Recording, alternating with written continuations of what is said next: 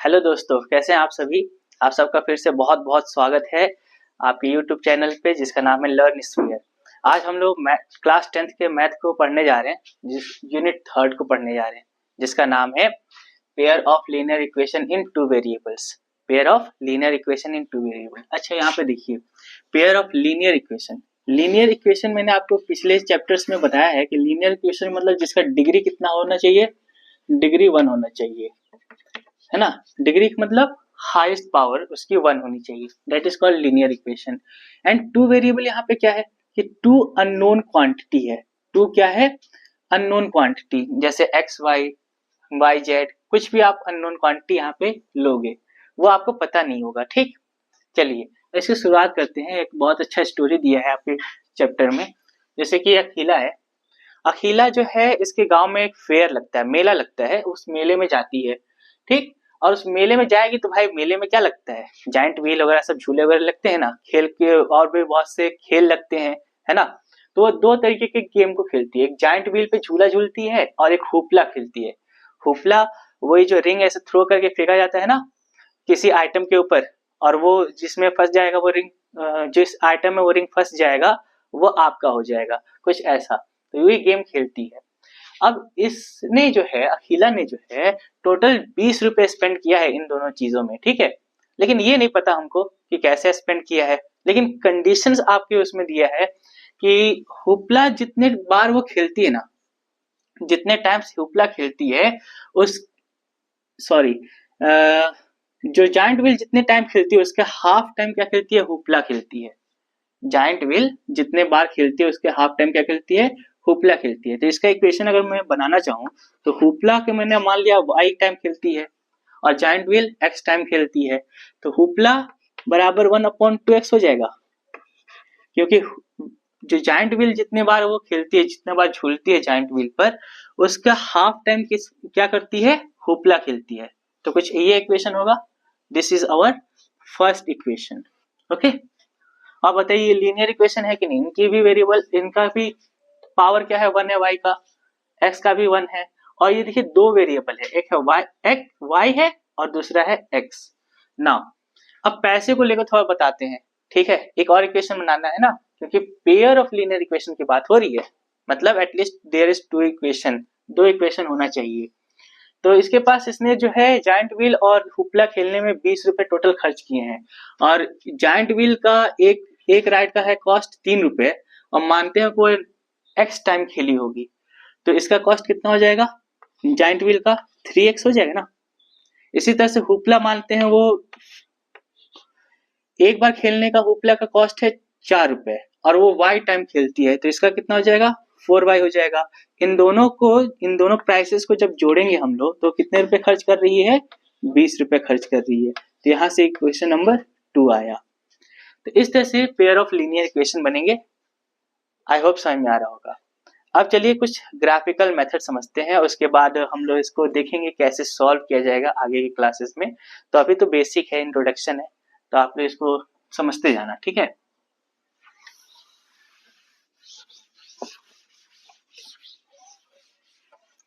दूसरा जो टॉपिक है आपका ग्राफिकल मेथड। ग्राफिकल से कैसे समझेंगे, तो लिखिए, लिखते जाइएगा अपने कॉपी में, graphical method of solution. Graphical method of solution of a pair of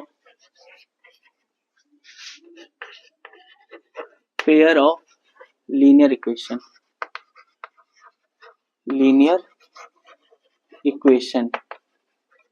okay. So समझिए, यहाँ पे जैसे ग्राफ है, ग्राफ में जैसे मान लीजिए दो, मैंने अभी बताया था दो इक्वेशन, तो दो इक्वेशन दोनों लाइन के लिए है। तो मान लीजिए यहाँ पर when two lines intersect at a point, समझिए कुछ ऐसा कि जैसे एक लाइन इधर से आ रहा है और दूसरा लाइन यहाँ से आ रहा है, एक जगह पे इंटरसेक्ट कर रहे हैं इस तरीके से, तो इसके कितने सॉल्यूशन होंगे, यूनिक सॉल्यूशन होगा, यूनिक सॉल्यूशन होगा। मतलब सिर्फ और सिर्फ एक सॉल्यूशन होगा। इसी तरह से यहाँ पे देखिए टू लाइंस क्या करें, कोइंसाइड कर जाए, मतलब कोइंसिडेंट हो जाए। इसका मतलब समझिए, जैसे एक लाइन ये है और दूसरा लाइन जस्ट इसी के ऊपर है, तो बताइए इसके नंबर ऑफ सॉल्यूशन कितने हो जाएंगे? इनफाइनाइट। यहाँ पे भी सॉल्यूशन होगा, यहाँ पे भी सॉल्यूशन, यहाँ पे भी सॉल्यूशन, यहाँ पे हर जगह तो सॉल्यूशन ही सॉल्यूशन है। तो इसके कितने सॉल्यूशन हो जाएंगे? इनफाइनाइटली मैनी सॉल्यूशन हो जाएंगे। इनफाइनाइटली मैनी सॉल्यूशन हो जाएगा। और तीसरा पॉइंट समझना, two lines parallel to each other, PA parallel to each other, एक दूसरे के पैरेलल होगा। तो पैरेलल का मतलब एक लाइन ऐसे जा रहा है और दूसरा लाइन ऐसे जा रहा है, ये है पैरेलल लाइंस। कहीं भी ये लाइन मीट नहीं करेगा, ठीक। जब मीट नहीं करेगा तो इसके कितने सॉल्यूशन होंगे? कोई सॉल्यूशन ही नहीं होगा, नो सॉल्यूशन है। और ऐसा सब हम लोग किसमें देखेंगे? ग्राफ में देखेंगे। ये ग्राफ में कैसे हम लोग बनाएंगे और क्या होगा। और एक बात और पूछता है कि बताइए ये जो ग्राफ आपने बनाया है, तो अगर इंटरसेक्ट कर रहा है एक पॉइंट पे अगर कट कर रहा है, ठीक है, तो इसकी यूनिक सॉल्यूशन है और इसमें इनफाइनाइटली मेनी सॉल्यूशन है। तो बताइए ग्राफ कंसिस्टेंट है कि इनकंसिस्टेंट है, ये बात को पूछता है। तो समझना ध्यान से कि जब ये दोनों कंडीशन होगा, मतलब जो इंटरसेक्ट करेगा एट अ पॉइंट और जो कोइंसिडेंट है, इन दोनों के लिए क्या है? अपना ग्राफ कंसिस्टेंट होगा, कंसिस्टेंट ग्राफ होगा। ओके। और इसी तरह से सिर्फ और सिर्फ पैरेलल लाइंस के लिए क्या होगा? इनकंसिस्टेंट ग्राफ बनेगा, इनकंसिस्टेंट ग्राफ बनेगा। ओके, तो इसको नोट कर लीजिए। अब इसी के आगे हम लोग देखते हैं कुछ और एग्जांपल्स को और समझते हैं, ठीक है, कि कैसे ये सब बातें हैं।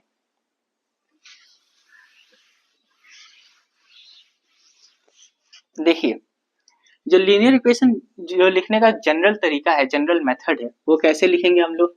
इस तरह से ax plus by plus c equal to 0। लेकिन अब यहाँ पे pair of two linear equation है, दो इक्वेशन होने चाहिए।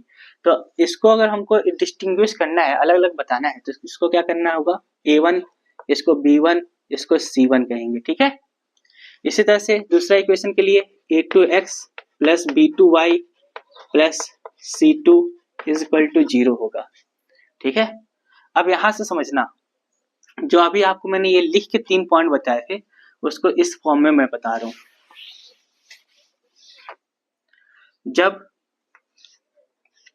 a1 अपॉन a2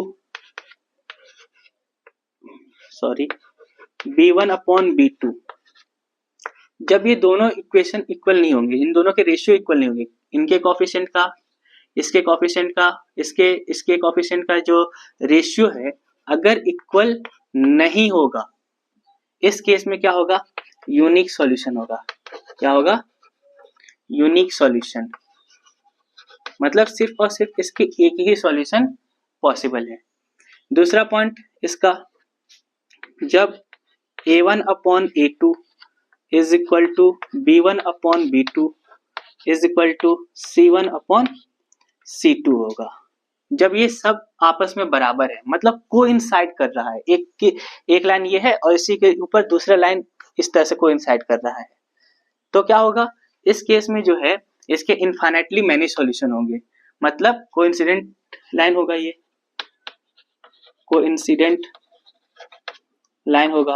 और जब कोइंसिडेंट लाइन है तो इसके कितने सॉल्यूशन होंगे? ऐसे इनफाइनाइट का साइन होता है, इनफाइनाइटली मैनी सॉल्यूशन होगा। ओके।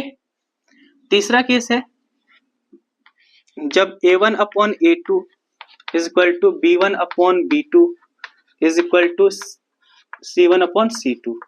यहाँ पे इक्वल टू नहीं होगा, ये इक्वल नहीं होगा, मतलब कुछ ऐसा होगा, ठीक है। Not equal to C1 upon C2। इस केस में जो लाइन होगा अपना वो पैरेलल होगा, पैरेलल लाइंस। और जब पैरेलल लाइंस है तो इसके सॉल्यूशन कितने होंगे, 0 सॉल्यूशन होगा, मतलब नो सॉल्यूशन होगा, सॉल्यूशन होगा। और फिर यही बात है यहाँ पर, तो ये दोनों हम अपना क्या हो जाएगा, कंसिस्टेंट हो जाएगा, कंसिस्टेंट हो जाएगा, कंसिस्टेंट ग्राफ बनेगा। और इसका क्या बनेगा, हमारा इनकंसिस्टेंट ग्राफ बनेगा, इनकंसिस्टेंट ग्राफ बनेगा। ओके, समझ में आ रहा है आपको? अब चलिए इसी को जो है हम लोग कुछ एग्जाम्पल से समझ लेते हैं, ठीक है? इसको अच्छे से नोट कर लेना आप लोग।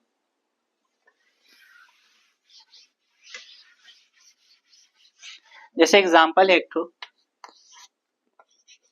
x plus x minus 2y is equal to 0, 3x plus 4y is minus 20 is equal to 0। अच्छा, इसको जो है आप इस फॉर्म में लिखो, जो अभी मैंने यहाँ पे फॉर्म लिखा था उस फॉर्म में, a1x में इस तरह से, plus b1y plus c1 is equal to 0, इस तरह से लिखे थे ना।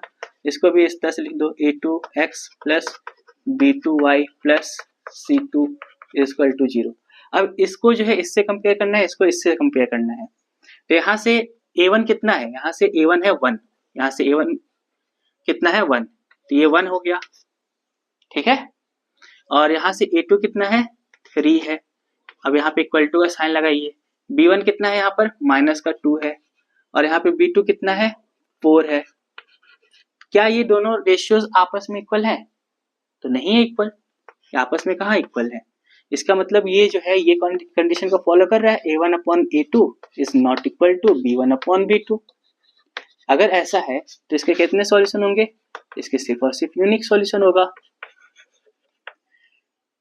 इसके सिर्फ और सिर्फ यूनिक सॉल्यूशन होगा, ठीक है। अब इसी तरह से एक दूसरा एग्जांपल ले लेते हैं हम लोग। अगर ये यूनिक सॉल्यूशन है तो मैंने आपको ये भी बताया था, ये भी पूछता है क्वेश्चन में कि क्या ये ग्राफ जो बनेगा वो कंसिस्टेंट ग्राफ होगा कि नहीं होगा। तो यहाँ पे देखोगे आप, ये कंसिस्टेंट ग्राफ होगा,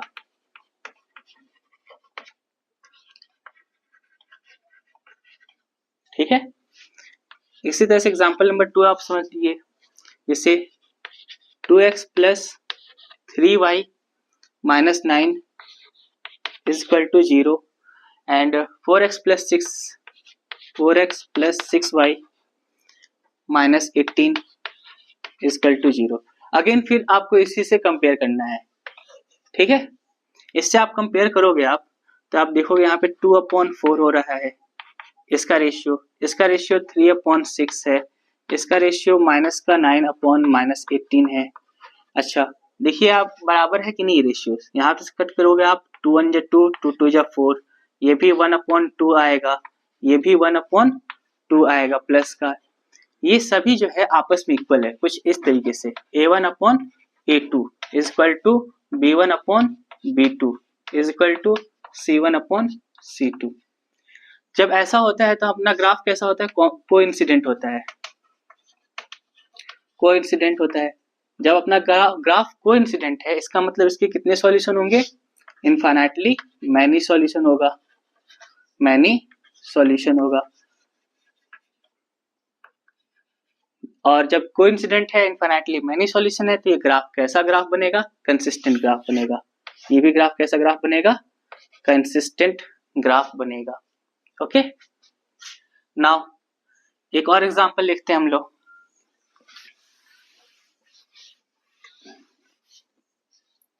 तीसरा example, x plus 2y minus 4 is equal to 0 है। दूसरा है 2x plus 4y minus 12 is equal to 0। Again मुझे उसी इक्वेशन से कंपेयर करना है इसे, ठीक है। यहाँ से कंपेयर कीजिए, यहाँ पे ये 1/2 है, यहाँ पे 2/4 है, और यहाँ पर -4/-12 है।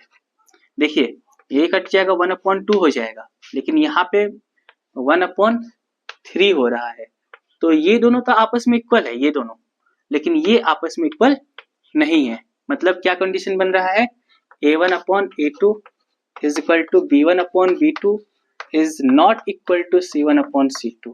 तो ऐसे केस में क्या ये ग्राफ कैसा होगा, पैरेलल ग्राफ होगा, पैरेलल होगा। और जब पैरेलल है तो क्या आपस में इसके कोई सॉल्यूशन बनेगा, नहीं बनेगा, तो यहाँ पे नो सॉल्यूशन होगा। अच्छा, ये पैरेलल है तो ये कंसिस्टेंट होगा कि इनकंसिस्टेंट होगा, तो कैसा होगा ग्राफ हमारा, इनकंसिस्टेंट ग्राफ होगा।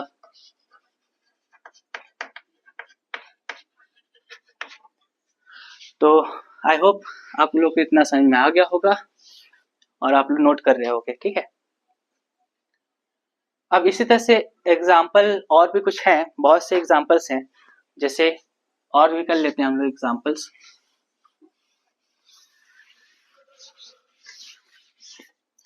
जैसे 6x minus 3y plus 10 is equal to 0। Next है equation 2x minus y plus 9 is equal to 0। दूसरा एग्जाम्पल एक और ले लेते हैं, ये है 5x minus 4y plus 8 is equal to 0। Again दूसरा है 7x plus 6y minus 9 is equal to 0। एक और एग्जाम्पल समझिए, यहाँ पर है ये 5x minus 3y is equal to 11। दूसरा है minus 10x plus 6y is equal to minus 22। आपको क्या करना है, आपको जो है इनसे कंपेयर करना है, a1x plus b1y plus c1 is equal to 0, a2x plus b2y plus c2 is equal to 0। इनसे आप कंपेयर करो इनको, ठीक है। तो यहाँ से करोगे आप, तो यहाँ पे देखोगे 6/2 हो जाएगा, ये माइनस का 3 माइनस को 1 है, और ये है 10/9, ठीक। तो यहाँ पे आप कट करोगे तो ये 2 1 2, 2 3 6, ये भी माइनस का है तो 1 ये हो गया, ये नहीं कटेगा, ये नहीं कटेगा, ठीक है।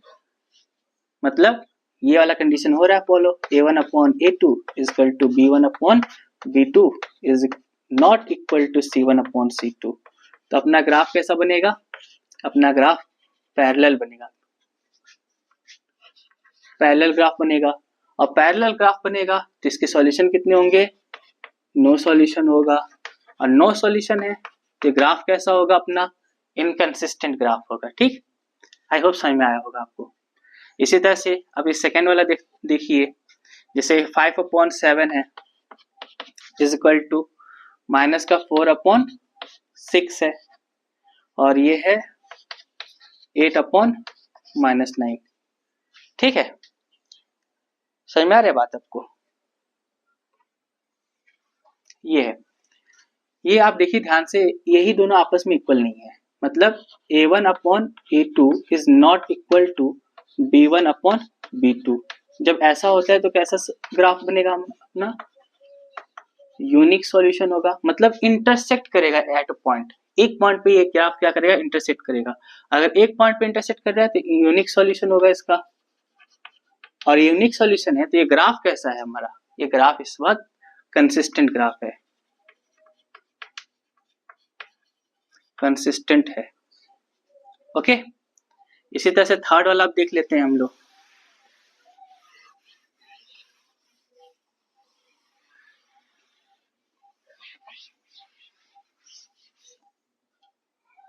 ओके। थर्ड देखिए, ये 5/-10 है, और ये -3/6 है। इसी तरह से ये 11/-22 है। यहाँ पे आप सॉल्व कीजिएगा तो ये 1/-2 हो जाएगा, मतलब -1/2 है, ठीक है। ये भी -1/2 है और ये भी -1/2 है। इस केस में क्या हो रहा है कि a1/a2 is equal to b1/b2 is equal to c1/c2 हो जा रहा है। मतलब ये जो ग्राफ है इस बार, मतलब ये जो लाइंस क्या करेंगे, एक दूसरे को कोइंसाइड करेंगे, मतलब कोइंसिडेंट होंगे।